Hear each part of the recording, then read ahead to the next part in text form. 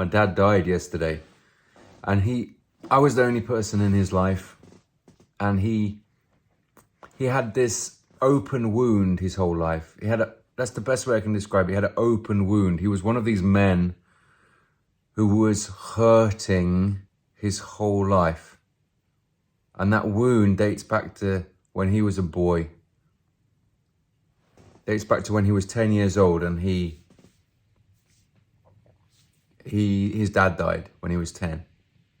And I think if your dad dies or your mum dies when you're 10, at such a sensitive age, you need to be covered with love. You need to just be covered with love from friends and family and grandparents and neighbors and teachers, and just covered with like a shelter of it, so that you can start to heal a little bit and you can move on and you can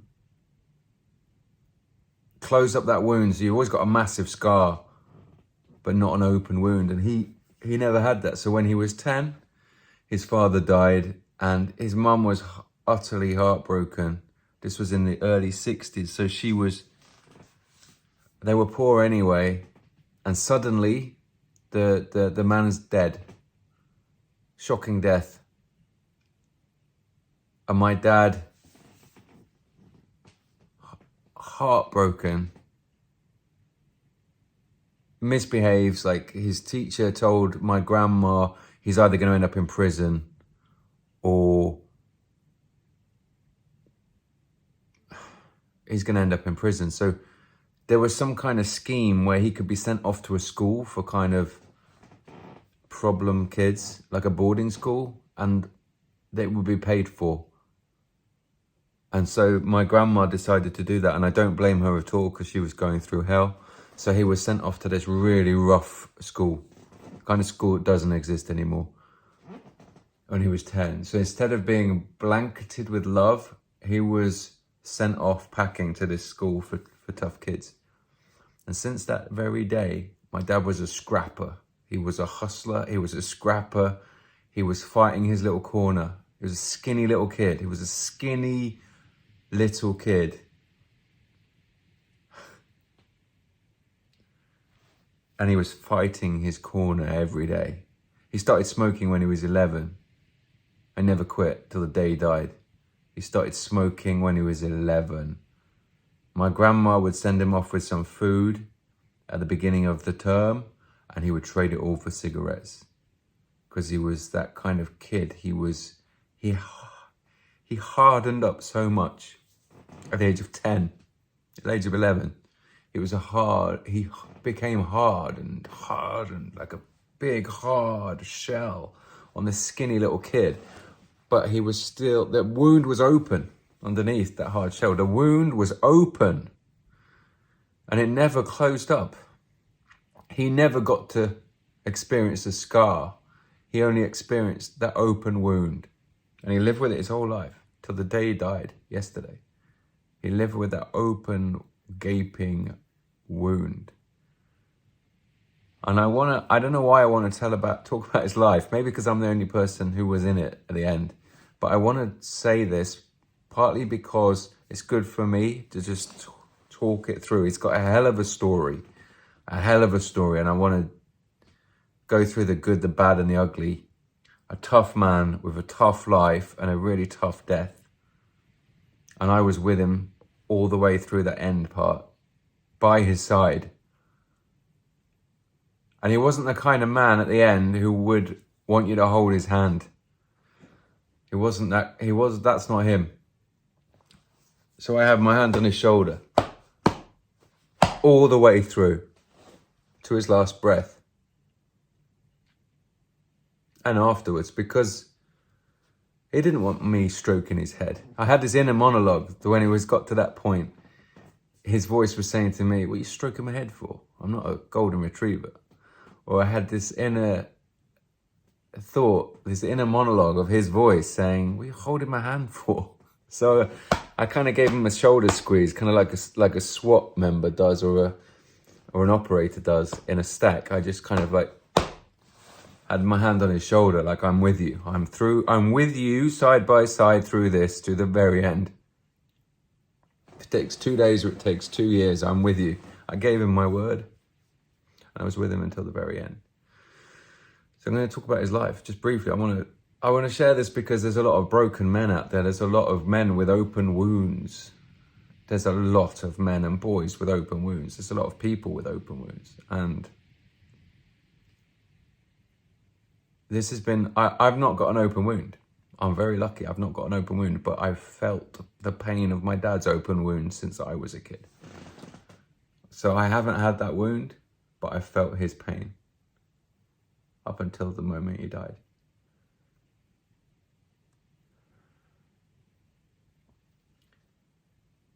I think when he was 10 and he lost his dad, he believed the universe isn't fair. The universe is stacked against him. And he thought, I'm going to have to be scrappy here. I'm going to have to just do what... He was like a street urchin. I'm going to just fight my corner. I'm going to fight dirty. I'm going to do what it takes to survive. And he was a skinny little kid in school. And he played rugby and he was good at it because he was just a fighter. But he started making bad choices as well. Because I don't think he ever realized I could live a long life. Because his dad died at age 44. I think he thought to himself, what's the point in ever having any savings? What's the point in ever studying for something that might benefit you years ahead? What's the point in doing anything like that when it could all go tomorrow? So he was never good at planning forwards. And he was never going to make old bones. I knew he was never going to get to 80 or 90. He's not that kind of person.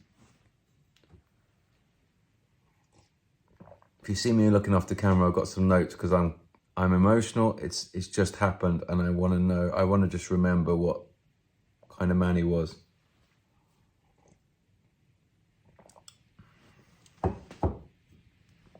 My boy, I've got an 11-year-old boy, and I can't imagine him going through something like this right now.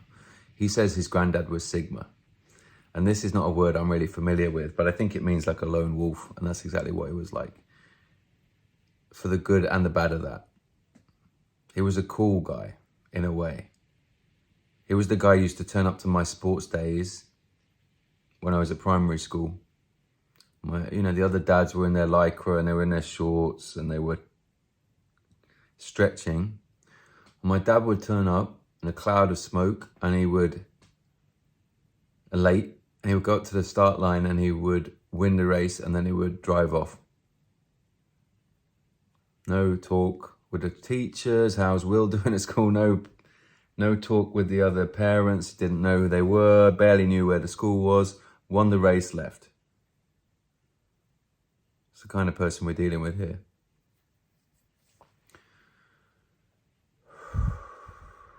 So at his school, it was like a prison, and he left at 15.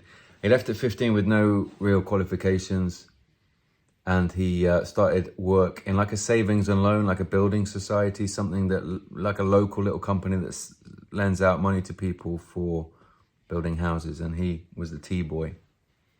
And he worked really hard and he scrapped and he hustled and he did well. He did all right in that local savings and loan type business. He did all right. And he met my mum and they had 2 kids, me and my sister, and everything was all right for about 10 years until he decided to be a businessman. This was his downfall. He thought I could be a businessman, I could be an entrepreneur. And he couldn't. So from that point on, everything is a disaster. He's borrowing money, he's lending money, he's not doing his taxes properly, It's a story of us losing our home over and over, getting our house repossessed, getting kicked out, trying to rent, moving in the middle of the night. It's a story of constant instability. It's not the worst story in the world. Don't get me wrong. There are other people who have way harder childhoods than mine. Way harder. There was no drug addiction. There was no beatings. There wasn't. My dad, he was a good man in a lot of ways. He was a good man. He had a good heart. But he couldn't do anything the right way. He was a rebel and he didn't like to play by the rules, and he never was good at thinking long term or even medium term. So we were always moving around. When I was 13, every birthday and Christmas since I was 5, I asked my, aunts and uncles and grandparents, can you give me £20 instead of a Christmas present? Because I want to save up some money. I don't know if this is because I knew that everything was so bad financially and insecure, but or maybe it was just me wanting to save up for something. But I saved up. I had a little bank book at a building society, and I saved up, I think it was about £800 between the age of 5 and 13, also little odd jobs, holiday work. And then I went to the bank one day with my bank book, and my balance was 0. And I went home and I was confused, sad, angry, because there were so many sacrificed birthday and Christmas presents. Big thing when you're a kid. And I asked my parents, and my dad said, we paid the mortgage with it, or we paid a few mortgages with it. And I said, you can't do that with somebody else's money. And he said, well, we've fed you all these years. We've housed you all these years. We needed to do this. And I was angry for a split second. And I forgave them completely. And that wasn't me being a good person. I don't know why I did it. But I just knew they needed it more than I did. But I probably learned an important lesson at that point, which is be careful you trust, and don't have somebody else on your bank account unless you trust them. But I forgave him instantly. And I think that even as a kid, even at that age, I'm in my mum's garage with an inflatable bed. That's where I'm at, sleeping. Even at that age, I think I knew that wound was open, and that I needed to pass some love on him, even at that age. Even when he was an asshole and difficult with my mum and a terrible husband, I felt for him because I could see that wound. I could see that broken child. That broken child turned into a broken man. So we had 10 years of losing our home, and it ended when I was 20. I'd left home. I was the first person in my family to ever do further school and college, university. And I left. I feel bad about this. I left, and I think I left my sister in that situation with warring parents. And my dad went bankrupt, and they lost a house. And my mum walked out and said, "I've had enough." Not because of the bankruptcy, just because my dad was never filled her in on what was going on, never let her help. My mum is just goodness. And she moved away with my sister. They lived in a little rented house on the side of a busy road, and my dad went and lived in a trailer, like a caravan or a trailer, single wide, whatever you call it, for a while. And he was a broken man. I remember when I was at university in London, he came to see me, and we went out for some food. It's a cafe, a restaurant, and he cried. And it's the first time I ever seen him cry. I was 20 and he was, whatever he was, 45, and he cried. And I was stunned by this. This is a tough man. I'd never seen any emotion. He never hugged me. He's a firm handshake kind of a man. And he was crying openly, and I didn't know what to do.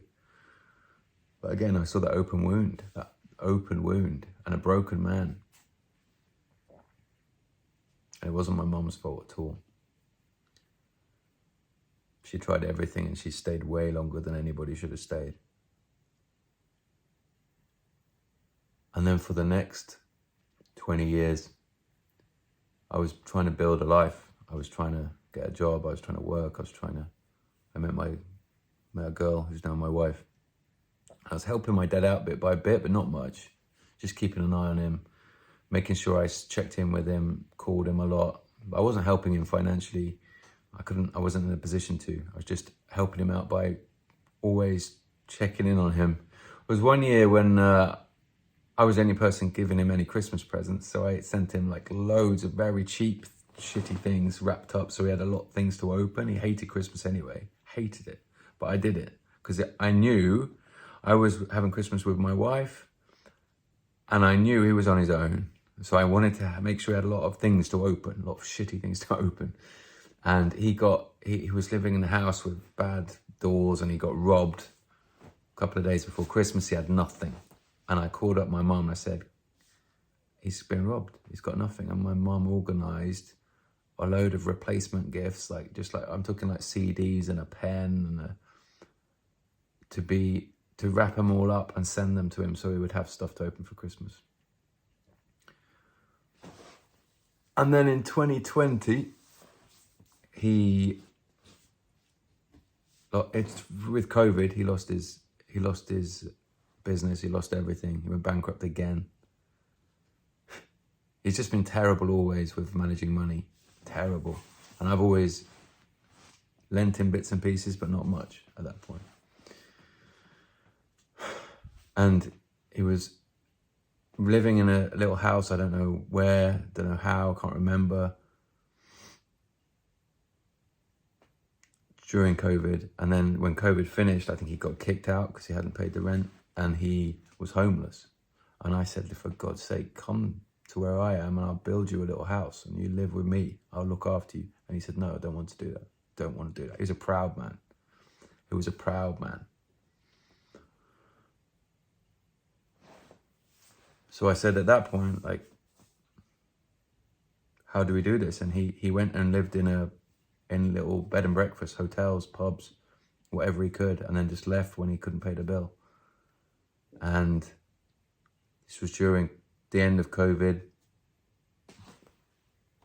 Let me remember the timeline.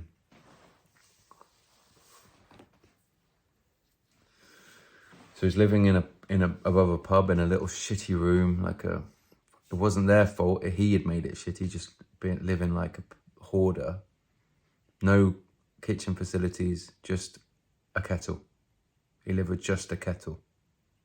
His car broke down, he couldn't afford to fix his car, so he bought a second-hand bike off Facebook, and that's how he got to his office. He was trying to put something together, trying to work, trying to do deals. He was optimistic. And then 2 years ago, I got a call. I'm not very good at taking vacations, so I had a 2-day vacation over summer with my wife and my boy, and we were on a hill. We were going for a big walk. We were on a hill close to where I live, and I got a call from my dad saying, I'm going into surgery. I said, what kind of surgery? And he said, I've forgotten to mention this, he's had like heart attacks by now. He's had COPD from all the smoking, and I've been over there to care for him and nurse him back through that. But this was 2 years ago. I got that call. He said, I'm going into emergency surgery. They're going to take out a bunch of my guts, a bunch of my digestive system. And I said, can I fly over right now? And he said, no, I might need you though when I get out of hospital. You're no use to me when I'm in hospital, but I might need your help when I get out of hospital because I won't be able to do much. I said, I will be there. I will be there. And then at the end of that call, he said, like, it's going to be a big operation. It might not go well. And I said, I love you, Dad. And he said, thanks, mate. He didn't have the vocabulary. Couldn't say those words. And that's fine. That's fine. He just couldn't. No, people hadn't said that to him. He couldn't say it to me.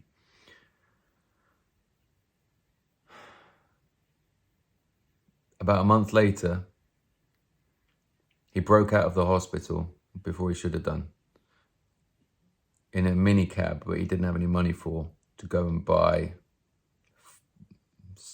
fags. And then he called me and said, I need you to get me a cab back to the hospital because he was in so much pain and bleeding. And I kind of respected the wild man attitude of breaking out and getting a cab a long way to get some fags to smoke outside the hospital. And I organised then, I rented a house for him, a little house, so I could take him out of that hospital when he's ready to come out, and I could care for him. And I went and picked him up, and he was in a bad state, and we went to this little house, and he looked like death, and he needed like dressing changes every day. So I was gonna take him there every day and order an Uber, and I went shopping. I went to a store, and I got like loads of good healthy food to try and feed him up and get him strong again, and cook proper food for him, the food he loves. And he was just in a bad state. He was in a lot of pain, and he had like stubble, and he had long hair, looked homeless. So I took him into the little garden of this house that we rented, and I cut his hair. And he didn't want me to do it, but I did it. He let me do it. He allowed me to do it. He said, yeah. And I cut it, and it looked great. He looked much better. And I shaved him. And it's a very intimate thing to shave your dad. Shave a tough guy. Doesn't normally let anyone get near him. I did it, and we were there for a week, and he got a little bit stronger. Not a lot stronger, but he got a bit stronger. And it's strong enough where I could leave. And before I left, I said to him, I'm going to rent you a house somewhere a long way from here, and you're going to live a quiet life, and I'm going to cover every cost. I'm going to do everything. Because I hadn't realized until that point how bad his life was, and how destructive everything had been. The time when I figured it out was I went to this room above the pub that he'd been renting. He probably owed them months of rent. They were very good with him. And it was just disgusting. Like, there just cups and everywhere. He wasn't really eating much, but there was nowhere, to do laundry, and the bed sheets were ripped. They were shredded from the pain, from his abdominal pain. He'd just been shredding those sheets. And I said, I'm not letting this happen again. I'm going to move. And it wasn't me being a hero or being good. It was just like, I have to do this. And I've been trying to do this for years, and he wouldn't let me. And at this point, he said, it's time. And that kind of broke my heart. For a proud man like him to accept help. And I'm writing, and I'm working, and I'm doing events everywhere, but I managed to go and look for some houses, and I found him a little house, and it was perfect because it's on the edge of the woods in the middle of nowhere, and it was a little 1-bedroom house, basically 1 bedroom plus 1 small box room. I managed to get it, and then came just a nightmare of negotiations of trying to get his furniture that he was in storage, and he hasn't paid the storage, so I had to pay off the storage and finally get all this stuff and him to this new house that I rented him. It felt like Mission Impossible. It was a very big project of paying people off and trying to get his stuff together and trying to make sure he was happy with it. I'm trying to make sure he felt like it was his idea. And we got there, and the house was empty when we got there. And I got a photo of him sitting on a tree stump. And I bought one of those little tiny mini bar bottles of Prosecco with me, and one plastic glass. And I sat him on the tree stump, I opened it, and I gave it to him, and he drank it. And I was like, this is your new home. You don't need to worry from now on. And he had 2 years there, almost. I think he was happy there. He had pheasants, and he had deer, and he had badgers, and he had the birds. I mean, that's the kind of person he was very uncomfortable with humans, but he was comfortable with nature.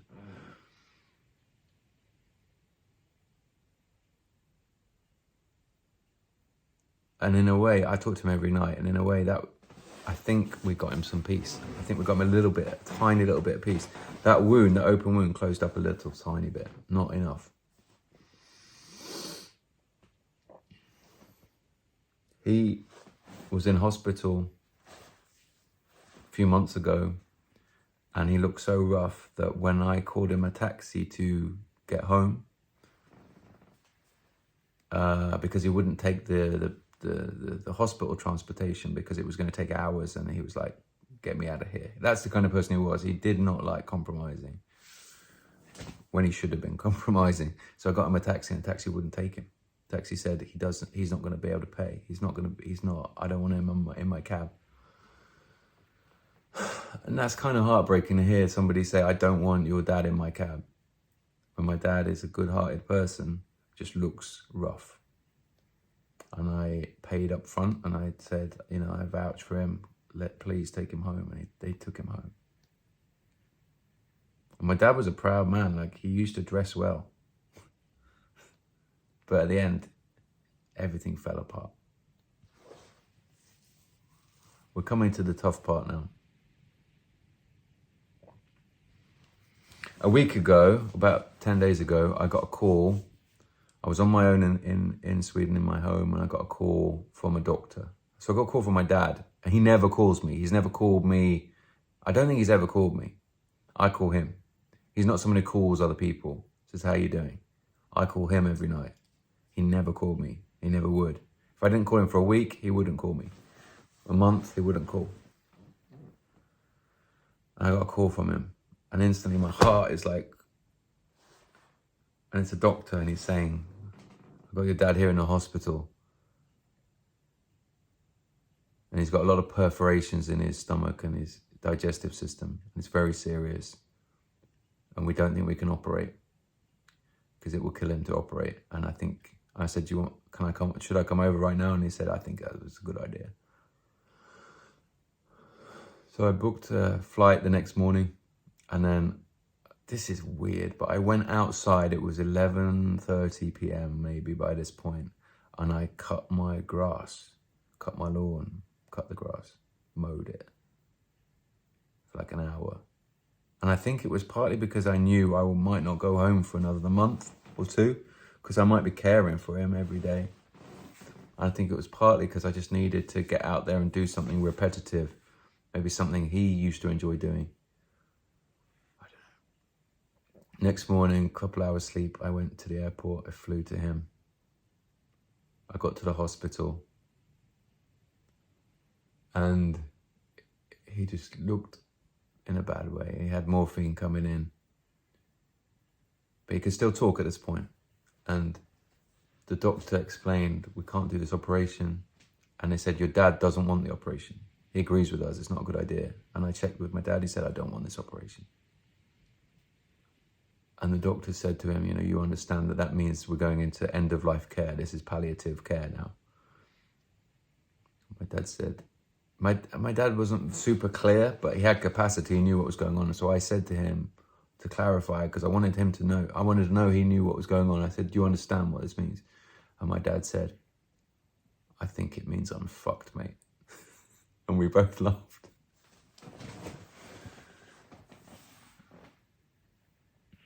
And then I said to him, I'm going to stay by your side the rest of your life. The next day I went out away from my dad, and I went to the doctor and I said, how long has he got, do you think? And they said, it's a matter of days. Later that day, an amazing Caribbean nurse came over to him and said to him, can I touch you? And he didn't say yes or no, but he didn't like being touched. And she held his hand, and I held his other hand. And she said, has this all been explained to you? She was like the hospice liaison nurse or the palliative care expert. She said, has this been explained to you? And he said, I'm a bit confused. I'm a bit baffled by this. I want to go home. And she said, what are you confused about? Do you understand? And we went through it, and he said, I just don't understand. And I said to him, it's a matter of days, Dad. And he stared ahead, didn't look at me. No emotion in his mouth, no words, but his eyes welled up for a second. And he nodded. And then those tears went back in. He didn't really speak much after that. The nurse went away. I managed to talk to her, and she said, do you think he wants to go home? And I said, he might want to go home, but his home is not, it's not suitable. He can't get a hospital bed in there. I can't do all this on my own with the morphine and everything. I'm not going to be able to do it. And I found this hospice that's right in the same area, and I suggested that, and she made it happen for me, and I'm forever grateful to her. Before we went into that room, we're in a different ward where there was a crazy guy, and I really felt conflicted because I didn't want my dad dealing with that right then, but I felt for this crazy guy who was probably as sick as my dad. And this guy, I went in, this guy had my dad's phone. This was the first minutes when I walked into the hospital. This guy was holding my dad's phone. And I went up to him and he said, I'm holding your dad's phone because I'm his cousin. I was like, wow, you're his cousin? He's like, yeah, I know his sons and his daughters and his wife. I was like, oh, yeah. And he said, yeah, and Clive over there, he's my cousin too. What are the chances? So these nurses have a lot to deal with. They have so much to deal with. And then when he was in this quiet ward, the ward where he met that hospice nurse, that liaison nurse, he was there with 3 other men. And they knew he was dying. They could just tell that he was the sickest one in the room. And there was an old guy there who was about 82. I could tell because they have to give their date of birth when they get their meds at night. And he was a good old boy. His partner used to come in and they used to just hold hands. She would sit in a chair next to the bed for a few hours and they would just hold hands and sleep next to each other. I like that a lot.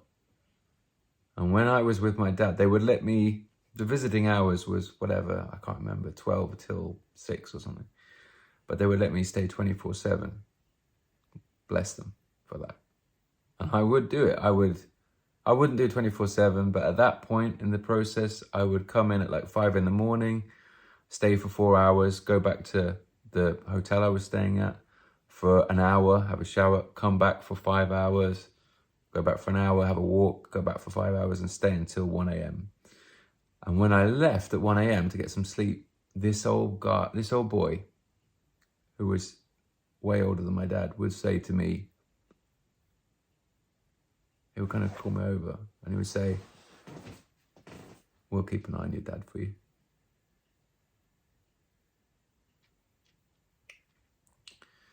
That's the kindness of strangers when they're going through the hardest time of their lives. And they saw me there, a son with his dad.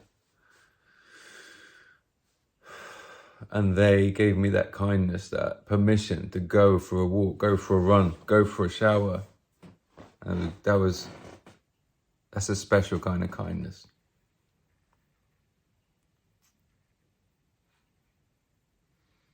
So my dad was on more and more morphine. We went to the hospice in an ambulance. On the way down. So I was feeling sad and emotionally drained after, let's say, 4 days of not 24/7, but as much around the clock as I could.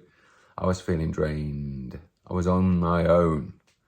I've done this before with my grandfather. I wasn't on my own. We had a big team of us, like a family of elephants around this fallen elder man. And it's different when you've got backup. It's different. You lean on each other. One of you gets weak, the other ones hold them up for a while. It's different when you're on your own. It is exhausting. And I was starting to feel like I'm here for the duration, whatever happens, but this is tough. And then on the lift, on down with my dad in the hospital bed, to get into the ambulance, the lift stopped on a different floor.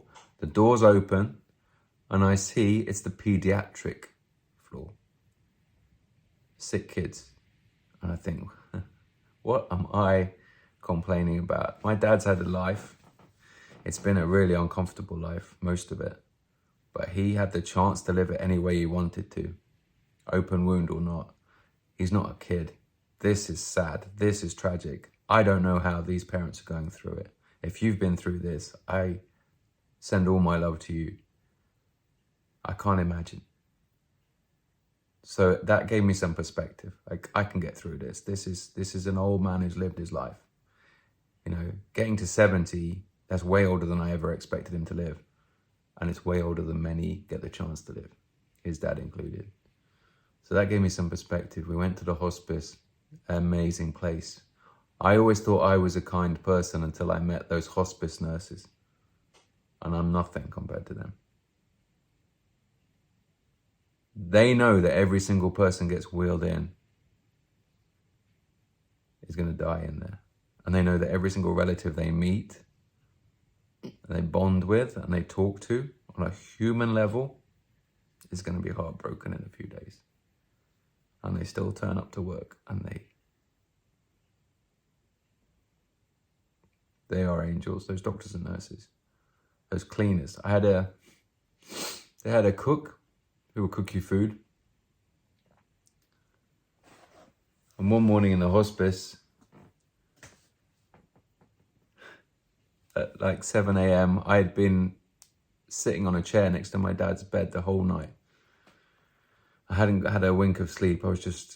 He was in that stage of having morphine and other stuff where, with a syringe driver, where he had enough lucidity every hour or every hour and a half where he would wake up panicked. Like, where am I? What's going on? And I couldn't sleep because I wanted to be there to go, it's all right, Dad, I'm here. I'm not going anywhere. And then he would settle back down instantly and relax and sleep. So I was there on the chair next to him. At 7 a.m, I was starving. And I asked the cook if I could order some boiled eggs, 3 boiled eggs. And then she brought them through to me. And then afterwards I went to pay and she said, no. I don't charge lads who stay with their dad the whole night.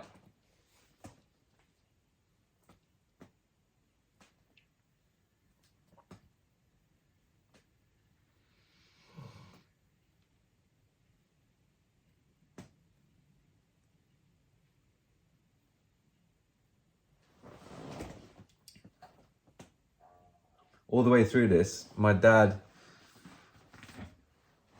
was dignified. Every night I told him I loved him. I don't care that he thinks that's soft. Couldn't care less. I wanted to tell him. I was reminiscing about good memories. I was telling him my son looks up to him. I was thanking him that when I used to be a rugby guy and I used to go to parties drinks, dances at the rugby club that finished at 2 a.m, without fail, at 2 a.m, I would walk out of there, having had a lot of pints, and there would be a car in the corner of the car park, and the lights would come on, and the window would come down, and I would see a puff of smoke, and I would hear Led Zeppelin or Lynyrd Skynyrd. I would hear Metallica or Dire Straits coming out of his speakers. That I knew exactly, that's my dad. That's my dad. And I would walk over to him and I would get in and he'd be smoking. The music would be on. He would drive fast home. That was his love language. That's the way he was like, I'm looking after you right now. There was no conversation. There was no emotion. It was just, that was as good as he could do. And that was as good as it needed to be. I understood it. I felt that. Because he didn't have a dad who did that for him. His dad would have done that for him. He didn't make it. My dad was tough until the end. He was tough until the very end. He didn't complain. He didn't moan. That inner monologue, I kind of heard it. I heard him saying things like, stop telling me you love me. Enough already. I heard him saying things like,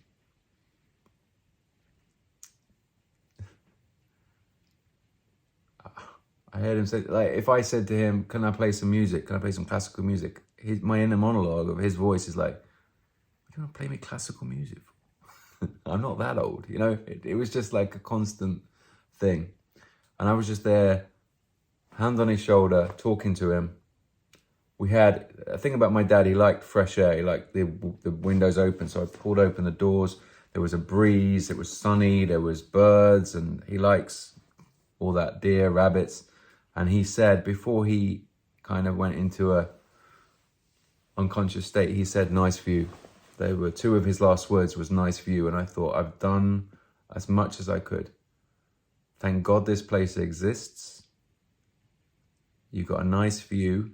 You've got the trees, the sound of the trees, the fresh air, and you've got me by your side. I'm not leaving. And that's as good as I could do. That's as good as I could do at that time. I didn't leave his side.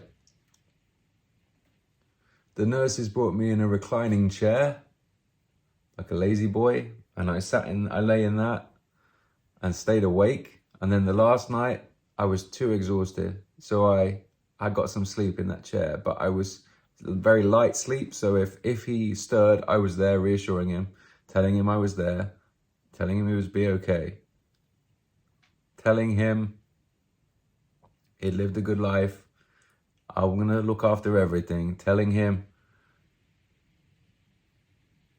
that he was a great grandfather, that we were grateful to him. And the truth is, in many ways, he's taught me how not to be, but that's still a valuable lesson. I'm grateful to him for teaching me that, because in some ways that hits harder. My grandfather taught me how to be. He taught me a lot of good life lessons, but my dad teaching me how not to be is equally, if not more important. And I will forever be thankful to him for that. And I couldn't close that wound, but I wanted to cover him with love in the same way as he needed when he was 10. I wanted to look after him. My wife was brilliant. She just said, do what you got to do. She's been super supportive. My mom drove to me twice, I think, with just like fruit and sandwiches. My aunt and uncle did the same. They brought fruit and sandwiches and a hug, like a 5-minute thing, because I couldn't be away from him for more than 5 minutes. I didn't know when he was going to die. They gave me the fuel to keep going. And then that last day, and a lot of you have gone through this, the patient slows down. They start cooling down. The skin gets cool.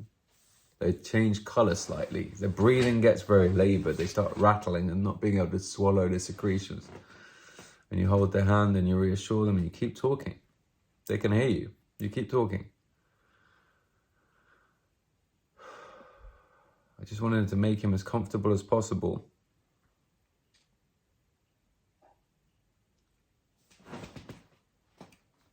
And to make him aware that he had done a lot for me.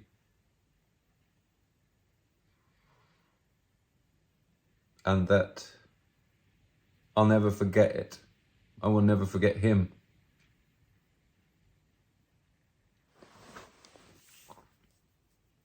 Before the final hours, he had a little tear in one corner of his eye. Oh, I forgot to tell you the other. There's like 4 times I've ever seen him cry or have a tear in his eye. First time was when he was a broken man, when my mum divorced him and he went bankrupt. I think he just thought his life was over. Second time was when his mom died. And my dad had cared for her a lot. In that way, he was a very good man. He really cared for her, like in person. He couldn't afford carers for her, so he really cared for her. And when she died and we had the funeral, it just burst out of him. This unemotional man who never showed any fear, never showed any sadness, it burst out of him. And that broke my heart, seeing him like that. And then the next time was when he was told it was days, and I just saw that quiver. And then the next time was a few hours before he died. And I saw just a little tear in the corner of his eye, which never got loose. And I think that was, or I like to think that that was him imagining that there's a chance, none of us know, there's a chance he might see his dad again.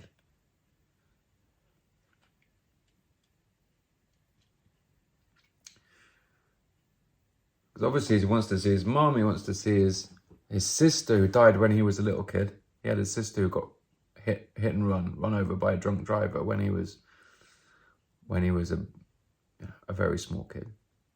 Another reason why my grandmother was heartbroken and sent him off to boarding school, when that was the last thing he needed, a rough school.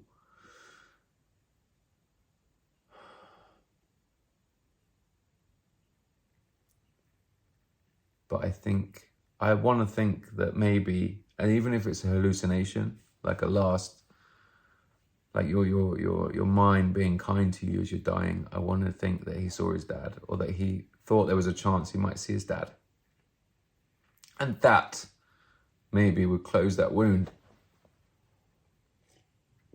That would heal that wound. And I think my dad, the whole of his life, him not being able to take responsibility for himself or his actions, him getting deeper and deeper into problems, him not realizing those problems affect other people, losing our homes, not having enough money, like debt collectors coming after us, not having enough money to pay the electricity bill, all this stuff. And again, we weren't the worst. We were never the worst off. There were people having harder times than us. It's not a competition. There's plenty of people having a way harder time than us. But the instability of not knowing what's coming around the corner, because he was so chaotic and uncommunicative, and had that ego, that pride of, I don't want to talk about it, I'll sort it. That chaos, and him never taking responsibility and never really learning, was exhausting. And I was exhausted, and he was exhausted at the end. And those last few hours were beautiful. They were peaceful, they were calm, the wind was blowing in, it was fresh air, the sound of the oak trees and the birds outside, stuff he likes and appreciates. And he was there, and he was calm, he was at peace. And I was telling him everything was going to be okay.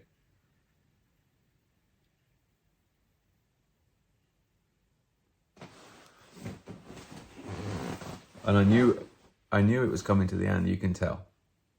It was slowing down. And when he breathed his last breaths, I was expecting to do that release of emotion like my dad did when my grandmother's funeral was there. But it didn't happen. All I felt was a tremendous relief that his wound was no longer there. A release that he was no longer in pain. He'd been in agony for 2 years, and in like quite a lot of pain for maybe 5 years. But that pain, constant chronic pain, that unending pain, which by the way was caused mainly by not ever eating properly, drinking just shitloads of coffee, never eating proper meals, never sleeping well, smoking all the time, and taking prescription painkillers for the last 20 years to like self-medicate to get through the day, to try and do another deal, to try and save his business or whatever. That just ruined him. That just ruined his gut. And he was in so much pain. And that pain ended. And I felt relief for him that it was over.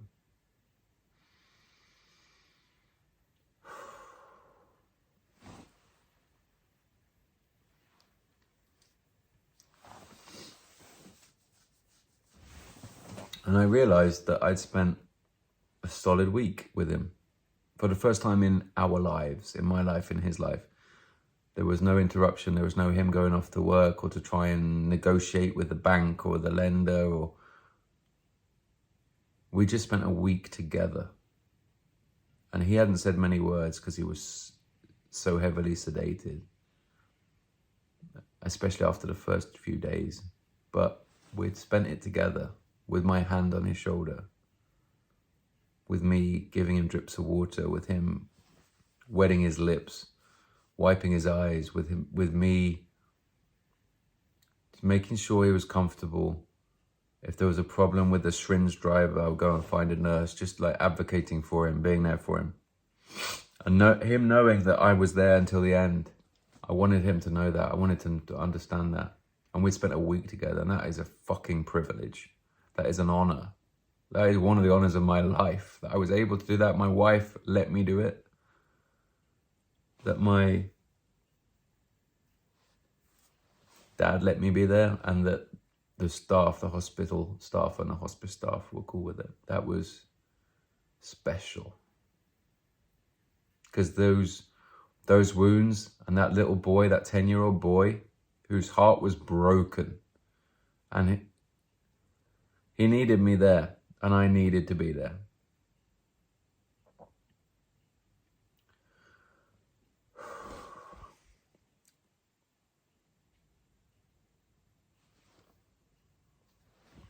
We're nearly at the end. Today, I went to the house that I rented for him for the last few years. And it's tough, yeah, it's tough. I had to pick out the clothes that he's going to wear in his coffin and his casket. Had to, just see what's left of that. It's kind of chaotic. There's just medicines everywhere and painkillers everywhere. And when I left and locked it up,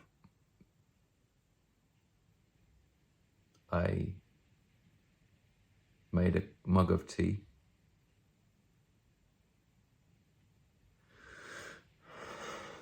And I went outside. My dad used to sit on a step.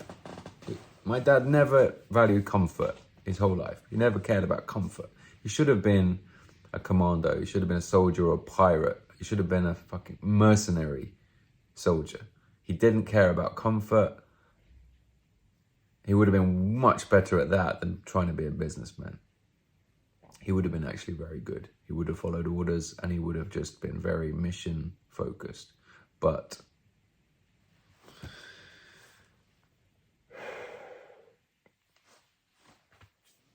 so I went outside with this mug of tea that I made for him.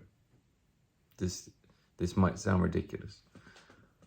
And I found he had a little plastic step, and he used to, because he didn't value comfort, he used to sit on this step with an old broken parasol when it rained, chain smoking, with 2 garbage cans, 2 bins, wheelie bins, either side of him, to stop the wind. And he would sit there smoking with this broken parasol, just like a troll, you know. And that's where I would talk to him every night. He was out there, looking at his birds, looking at the trees. He enjoyed that. And that step was there. So I left a mug of tea, and I lit a fag and left it there next to the mug. And I stepped back and I saw his little house, all overgrown. And I saw all the empty milk bottles in the window that I need to sort out very soon. And I saw that little tiny step, the kind of step that a 10-year-old might sit on. And I put this mug there, and I put the fag there, smoking. And I walked back, and I just saw there was nobody sitting there, but I saw the steam coming out of the mug, and I saw the smoke coming out of the fag. I put that there for him. And I turned around and I left.